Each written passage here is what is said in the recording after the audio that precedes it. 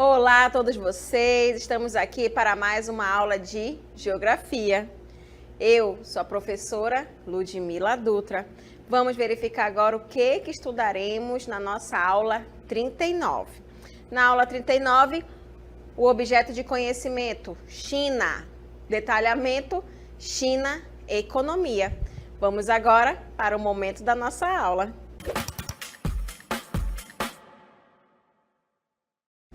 Nós estudaremos sobre a potência econômica desse grande país, que é a China, se desenvolvendo cada vez mais ao longo dos anos, né? Estando no páreo com grandes países mundiais, assim como os Estados Unidos. Então, a gente vai estudar, analisar como que vai ocorrer, né? Todas essas características até chegar a essa potência mundial que é hoje, que é a China, passando por todo o processo, né? Mostrando aí as cidades importantes que acabaram se desenvolvendo com o passar dos anos, mesmo tendo aí a situação de ter a política voltada ao comunismo, tá? Então, nós estudaremos sobre a economia da China, tá? No final da década de 1950, gente, a China, ela lançou a política econômica denominada de Grande Salto para a Frente, tá? Essa economia, gente, voltada nesse período, o que vai colocar pra gente? Que o Grande Salto para a Frente foi uma campanha econômica e social, olha só, ligando tanto a parte econômica quanto a parte social, implementada na China entre 1958 e 1962, sob a liderança de Mao Zedong. Okay? Agora, qual vai ser o principal objetivo, né, de se ter aí o grande salto para frente? Vai ser de movimentar. O objeto ali do movimento era o quê? Era transformar a China, gente, predominantemente agrária, tá, em uma sociedade industrializada, tá, e voltado aí à parte socialista. Isso através do quê? Da coletivização, gente, e também do processo de industrialização rápida, tá? Então, por isso, quando a gente estuda, às vezes a gente fala de produtos chineses, onde a qualidade antigamente não era como é hoje em dia, né? Por conta do quê? Dessa industrialização rápida que se tinha da China, né? Porque quanto mais produtos se tem, mais se vende e o valor fica menor. Então, isso vai chamar a atenção de outros lugares ao redor do planeta, tá? No entanto, essa campanha resultou em uma das maiores catástrofes humanitárias, gente, na história moderna, tá? Agora, por que que isso vai ocorrer? Por conta, né, da parte que pega ali das pessoas trabalhando, tendo, né, chamando a atenção, na verdade, ali das pessoas para saírem da sua área ali, trabalhando com a agricultura, com a pecuária, indo para as cidades, provocando aquele êxodo rural, né, tendo esse processo de industrialização. As cidades, né, começam a se desenvolver de uma forma mais rápida, a quantidade de pessoas aumentando cada vez mais. Então, tudo isso foi, né, junto com toda essa parte aí desse salto econômico, tá? Então, no final, né, aí da década de 1950, gente, o projeto, né, inspirado no modelo econômico industrial soviético, vai estabelecer o quê? Olha só, a criação de um pátio industrial diversificado, com indústrias de base e também a indústria bélica, tá? Mas a indústria, gente, elas foram se desenvolvendo cada vez mais. E uma delas, as indústrias ligadas à mecânica, né, e também à siderúrgica, receberam atenção especial e passaram a quê? A se desenvolver de forma muito acentuada, né? Diferente das outras, tá? Então, tanto a parte mecânica quanto a siderúrgica se desenvolveram bastante. Então, o que vai ocorrer? a implementação de uma reforma agrária estatal. Por quê? Imaginem, um país totalmente, né, ligado à parte de agricultura, de pecuária, de extração, o setor primário prevalecendo e tendo esse processo de transformação, porque a China ela vai querer também estar no páreo, junto com a Rússia, junto com os Estados Unidos. Lembrando que nesse período, né, estava ocorrendo ali as mudanças, né, saindo ali das guerras mundiais, surgindo a Guerra Fria. Então, a gente observa que a China ela também começa a observar a situação desses países estarem se desenvolvendo e está ficando para trás, mas não vai querer ficar para trás, não vai querer ser somente um país do setor primário. Então, eles começam também a estar ligados a esse processo de industrialização. Então, também nesse período começa o quê? A reforma agrária estatal. Lembrando que estamos falando de quê? Da parte social, né? Então, com a criação das comunas populares, gente, ocorreu o quê? Uma desorganização, tá? Desorganizou a produção de alimentos e contribuiu, né, para a grande fome, infelizmente, nesse período, entre 1959 e 1962, que infelizmente também matou aí cerca de 20 milhões de chineses, tá? Por quê? Tá querendo ocorrer essa mudança, né? Provocando esse processo de tirar ali as pessoas, de chamar atenção, na verdade, para as cidades, mas quem que vai ficar produzindo? Tá? Quem é que vai produzir o alimento para toda essa população? Então, isso fez com que também ocorresse a escassez, consequentemente, os produtos começam a ter altos valores, então as pessoas, muitas delas, né, por viverem aí nas atividades de agricultura e de pecuária, às vezes também não tinham nenhuma qualificação, né, em relação ali à mão de obra. Então, tudo isso, gente, vai dar esse reflexo, tá? Agora, com o passar do tempo, procura-se, né, melhorar essa situação. Então, a economia na China em 1966, gente, vai sofrer o impacto de nova crise. Dessa vez, vai estar associada ao quê? A Revolução Cultural, tá? Então, nesse período de 1966, passando por esse processo de mudança, né, de desenvolver o processo de industrialização, em 1966 também vai ocorrer a Revolução Cultural. Quais serão essas consequências, gente? A consequência vai estar em torno aí de um modelo industrial que apresentou graves problemas na década de 1970. Por quê? Vai ocorrer o quadro geral de obsolescência, vai ocorrer a queda de qualidade e produtividade, vai ter o quê? Péssimas condições de trabalho, baixa remuneração, falta de leis trabalhistas e de proteção sindical. Então, agora vocês podem imaginar como é que vai ficar a China, a população, né? Todo esse processo de mudança, saindo do processo ali, infelizmente, de várias pessoas estarem morrendo, a crise da fome, nesse período de 1959 para cá, e 1966 ainda tem esse impacto junto aí com essa revolução cultural, por conta dessas mudanças que estão ocorrendo, saindo do setor primário, indo para o setor secundário, as pessoas, a grande quantidade de chineses indo trabalhar nas indústrias, porém, tendo essas péssimas condições de trabalho, baixa remuneração, então as pessoas, né, elas começam a se revoltar, porém, vamos ter o quê?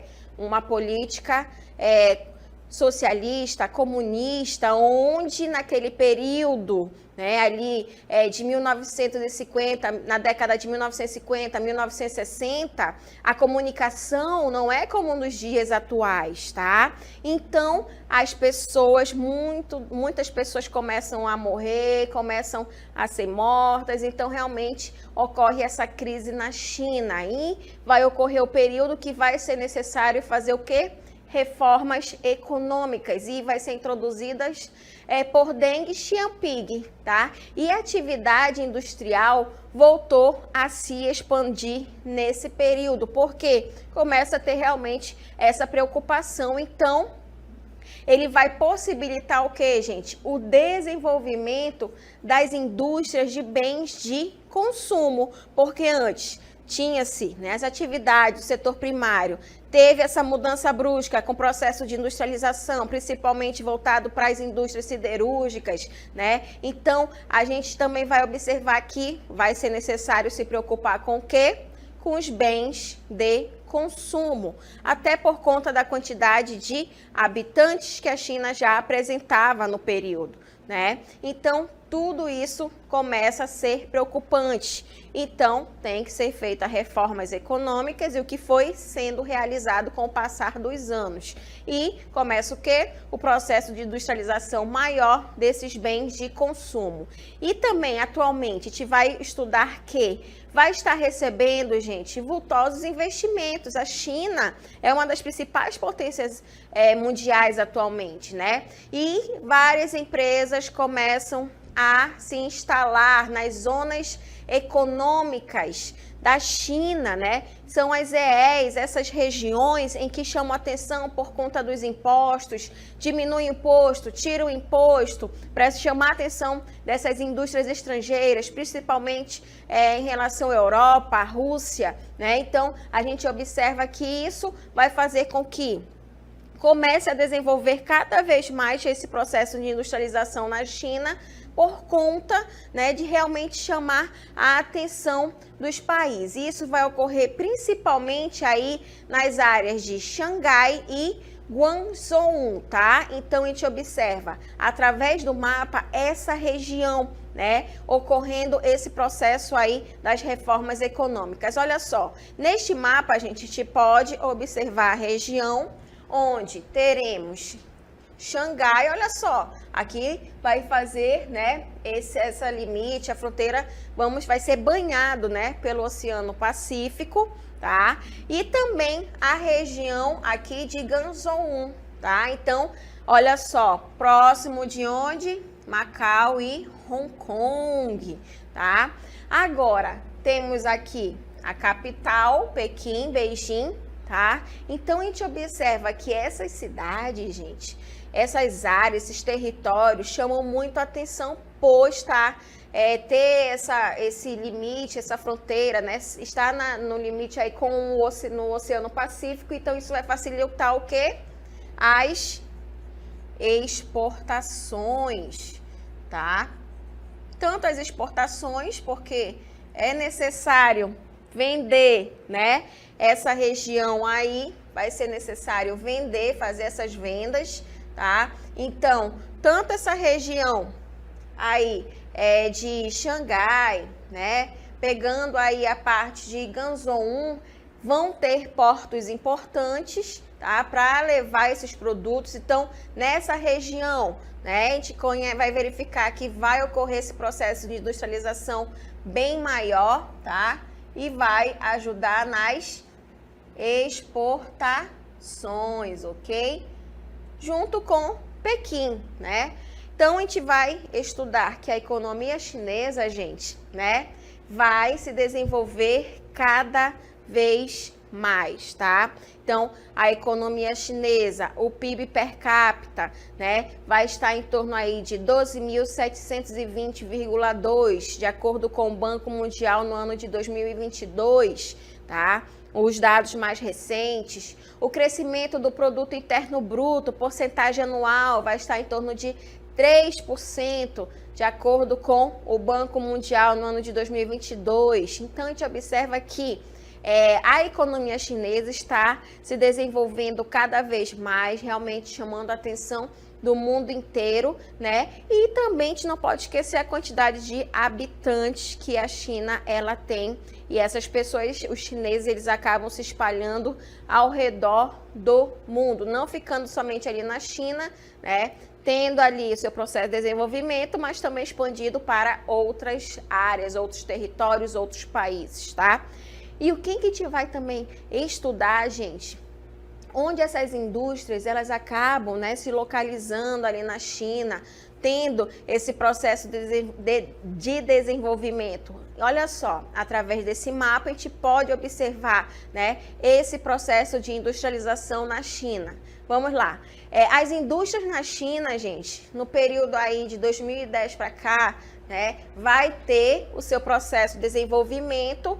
Vamos observar as zonas que pega essa parte econômica que acaba ajudando bastante, né? Tendo aqui Xangai, né? Tendo aí Zhejiang, tá? Essas regiões aqui, gente, elas são as áreas que acabam, né, ajudando a desenvolver cada vez mais por conta do processo de industrialização, onde as principais indústrias elas acabam, né, se fixando, né, para também ocorrer todo o desenvolvimento, mas também teremos as áreas de difusão industrial, né, nessa região onde se tem Pequim. Então, essas regiões litorâneas, elas acabam chamando muito a atenção por conta de ter essa facilidade de comprar, vender produtos, exportar e importar, tá? Mas também temos que observar, gente, por conta do processo de industrialização na China, o que vai ocorrer? Vai ser necessário ter o quê? Energia elétrica, tá? Então, se precisa de energia elétrica, lembrando que quem consome mais energia, lógico, que é a população, e depois da população vão ser as indústrias, gente. Elas captam muita energia elétrica. Então, na China também teremos áreas onde acaba se extraindo carvão mineral e também petróleo, tá? Para ajudar aí a esse processo de industrialização se desenvolver cada vez mais. Teremos áreas onde também vai ocorrer a extração de gás, tá? E também, gente, de urânio, regiões onde a gente pode encontrar também urânio, tá bom? Que também ajuda aí também no desenvolvimento dos setores de extração. Outras indústrias que chamam a atenção, aeroespacial, gente. Também teremos as de alta tecnologia, as indústrias automobilísticas, também a indústria de construção naval, a eletrônica, tá? A siderúrgica e também a parte da química petroquímica, ok? O que a gente observa? A maior parte de todas essas indústrias vai estar em que região, né? Nessa região aqui que já pega a parte leste da China, tendo aí essa facilidade com a conexão em relação ao Oceano Pacífico. E também teremos aí os centros, né? Os centros industriais também, aqui a região de Xangai, né? A região de Pequim. Então, tudo isso também acaba realmente chamando a atenção, toda essa região aí na China, tendo o desenvolvimento das indústrias chinesas, tá? E acaba realmente vendendo muitos produtos ao redor do planeta para outros países, tá bom, gente? Então, olha só. A China, de acordo com a OMC, né, que vai ser a Organização Mundial do Comércio, no ano de 2001, ela vai fazer parte da OMC, vai fazer parte dessa organização. Por quê? Até então, a China, o que prevalecia, o setor primário, ocorreu o processo de industrialização de uma forma muito rápida, né, que acabou afetando a parte social, porém, se desenvolveu bastante e em 2021 acabou entrando aí na Organização Mundial do Comércio e sinalizou, gente, o desenvolvimento de uma economia realmente competitiva, tá? E de caráter nitidamente capitalista, a parte econômica chinesa, tá bom? Então a China, ela consegue ali ter essa divisão, né? Tanto da parte social quanto da parte de desenvolvimento econômico e a economia voltada para o quê? Para a parte capitalista, tá? Porém, a população, né, com o passar do tempo, demorou um pouco, mas começa a se desenvolver cada vez mais, tá bom?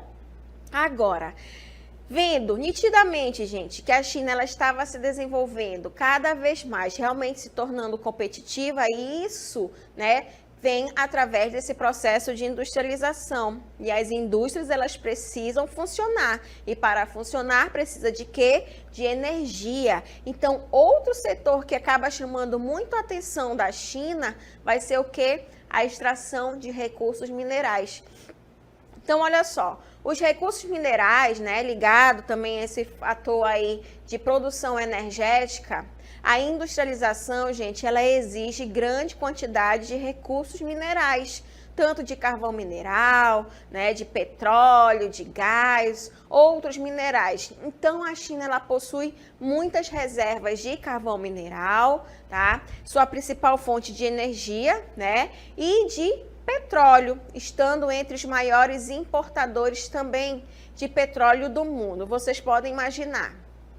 Mais de 1 bilhão de habitantes, quantidade de indústrias que se tem na China, né? Então, a gente tem que pensar aí que é uma quantidade enorme de produção de energia elétrica que tem que ocorrer na China. Então, além, né, de ter outras opções de geração de energia, também a gente tem que pensar a extração desses minerais e ela não vai querer usar tudo, não vai querer ali acabar, né, as suas reservas de carvão mineral. Então, a China ela é uma das grandes compradoras desses minérios dos países da América Latina, de países africanos, busca ter essa conversa, né, com esses países. Não é à toa também que a China ela acaba, né, se juntando a países emergentes, como o Brasil, né, e acaba se juntando também ao quê? Ao BRICS, né, que acabou se formando ali com o Brasil,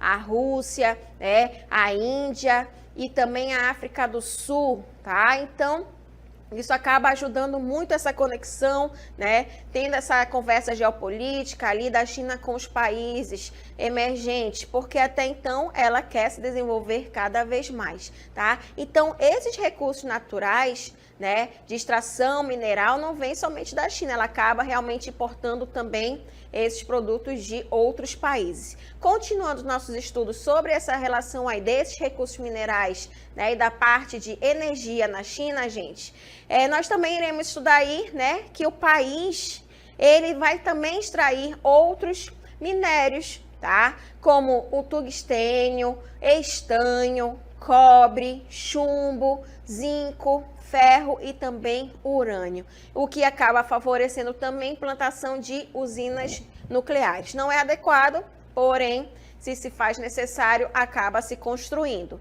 E também a China, gente, vai ter aí um potencial hidrelétrico enorme, né? Passou a ser intensamente explorado com a construção da hidrelétrica de Três Gargantas, no rio Yangtze, tá? Então, a gente observa que esse processo, né, de produção de energia elétrica também vai estar ligado aí à geração hidrelétrica que vem através das forças dos rios. Então, a maior parte, né, da energia consumida na China, ela acaba sendo produzida também por termoelétricas que acabam empregando, né, um produto ali, no caso, um recurso natural, que no caso vai ser o carvão mineral, e geram intensa poluição nos grandes centros urbanos chineses.